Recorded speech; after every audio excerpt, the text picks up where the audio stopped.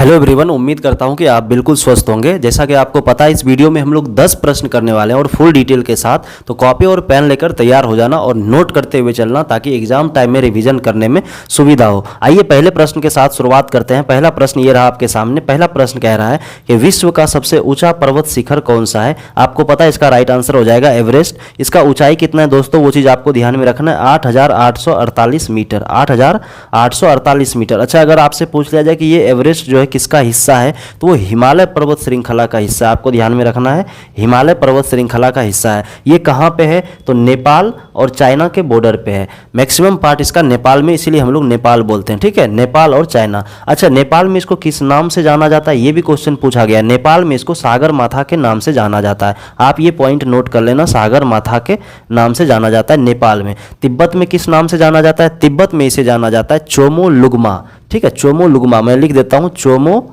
लुगमा।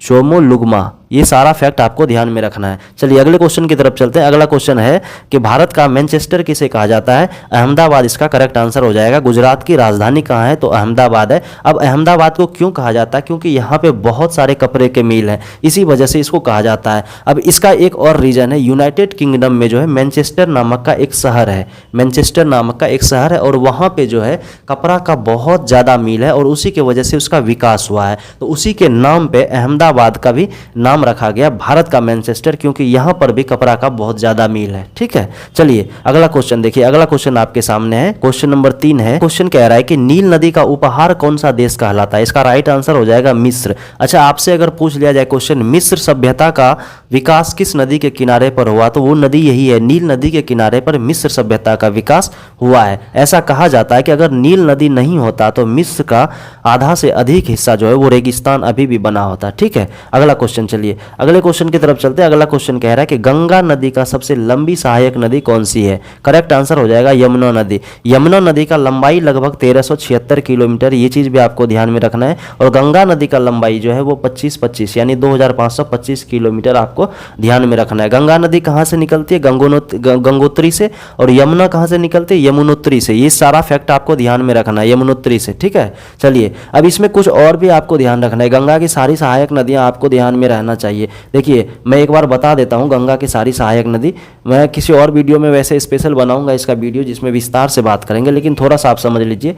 जैसे ये गंगा है आपका, यहाँ गंगा बनने से पहले भी इसका कहानी है। एक तो यहाँ से भागीरथी नदी आती है और दूसरी यहाँ से अलकनंदा नदी, दोनों जब मिलती है तब यहाँ पे गंगा नदी होता है। ठीक है, अब यहाँ से एक यमुना नदी यमुनोत्री से निकल के यहाँ पे मिलती है, ये इसका सहायक नदी हो गया। अब इसमें कुछ और भी सहायक नदी, यहाँ पे आपको ध्यान रखना है, रामगंगा, कहीं पे नोट कर लेना, रामगंगा नदी हो गया। अगला हो गया इसका गोमती नदी। ठीक है, अगला इसका घाघरा नदी हो जाता है। फिर इसके आगे एक गंडक नदी है, फिर कोसी नदी यहाँ पे मिल जाती है, फिर यहाँ पे महानंदा नदी, ये सारे सहायक नदी है। अब नीचे की तरफ आप आएंगे तो एक यमुना नदी हो गया, दूसरा आपका यहाँ से सोन नदी आ जाता है, सोन नदी हो गया। फिर नीचे एक दामोदर नदी आता है। जब यहाँ से आगे ये बढ़ता है तो बांग्लादेश में इसको पद्मा बोलते हैं। और यहीं से एक फरक्का बैरेज है, यहाँ पे फरक्का बैरेज के द्वारा 2 भाग में इसको बांटा गया है। इसको हम लोग बोलते हैं हुगली, और इसी हुगली में आगे चल के दामोदर नदी भी मिल जाती है। तो ये सारा ना इसका सहायक नदी आपको ध्यान में रखना है। किसी और वीडियो में हम लोग विस्तार से बात करेंगे वैसे। ठीक है, चलिए अगले क्वेश्चन की तरफ चलते हैं। अगला क्वेश्चन आपके सामने है, कह रहा है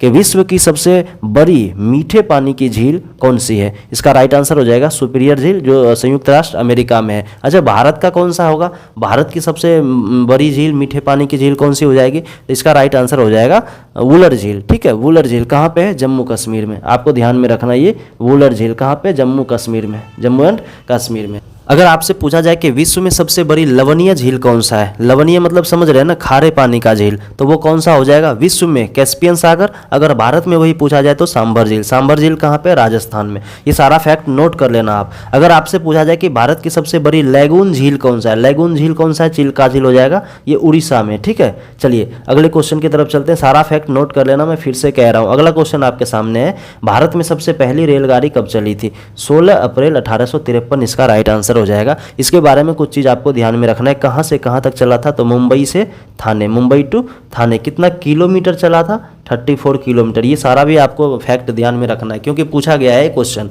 अब इसमें 3 इंजन का प्रयोग किया गया था, पहली बार जब चला था 3 इंजन था इसमें, क्या क्या नाम था उस इंजन का नाम भी पूछा गया एसएससी में एक बार ही। तो देखिए तीनों इंजन का नाम मैं लिख देता हूँ। साहिब, पहला था साहिब, दूसरा सुल्तान और तीसरा सिंध। तो इसको हम लोग बोलते हैं 3S।